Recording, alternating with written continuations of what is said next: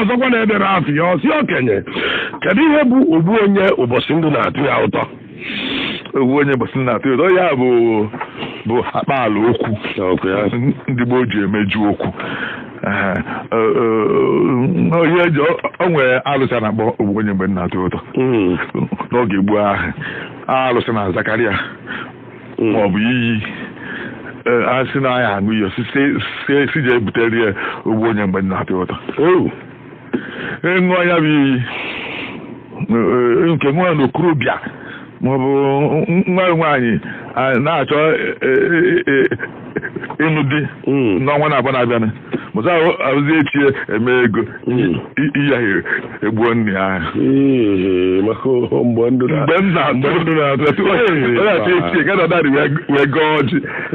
ka agụnye na ndị nwa nwoke na ngo nwaanyị onye ji anya wee fụnyabụ ihe onye ji anya wee fụ nnukwute ihe a na-abịarị ya ogbu onye mgbe ndụ na-atụ ụtọ nkwere ọya ga-abụ ọbịa ọya nọ n'ime onye ahụ nọtee aka afọ 11 ọ nọ n'ime arụ amahụ afọ 24 ọ nọ n'ime arụ amahụ o wee chegide wee elu mgbe onye a na-achọzi ka o mee obodo elu ụlọ ma ọ bụ n'ọlụsigo ka o mepezie ọ pụtara sị n'ọnwụ nwanne ya ndị mmadụ asị ka ihe egbu ya kpọọ ya aha afasị na ọ ya bụ na ogbu onye mgbe na-atụ ọnwụ ọya ga-abụ ọdịna nwa atụghị n'oge gboo onye ahụ na nwa ka ndị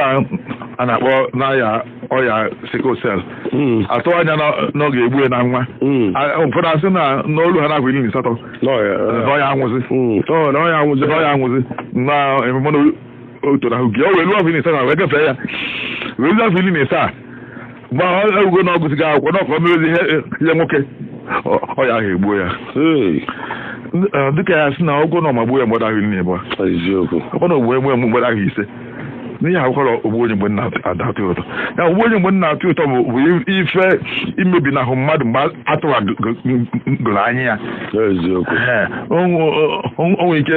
eche na-achụsịgo ndị ohi niile nọ n'obodo onye ọ na nọdụzi ya na ohi adọrọzi ya mana onwe ofu onye ka na-ezunu enwetara mgbe a chụrụ ndị ọzọ mgbe ihe ga-ezo onụzọgo ọhịa dere ahụ na ohi adọrọzi mgbe ahụ ka o esi wee bịa zuzie gị nke mkpọrọ mgbe ori na-ezu na-akpachapụ anya na-akpụchi ụzọ gị mana mgbe a dewere na ohi agwụsịgo n'obodo ọnwa ịnọ mgbe ahụ anụzi nkụta ori onye ọ na wee nọrụzi ya na ohi adọrọzi o wee zuzie wee zute gị ọfụma mgbe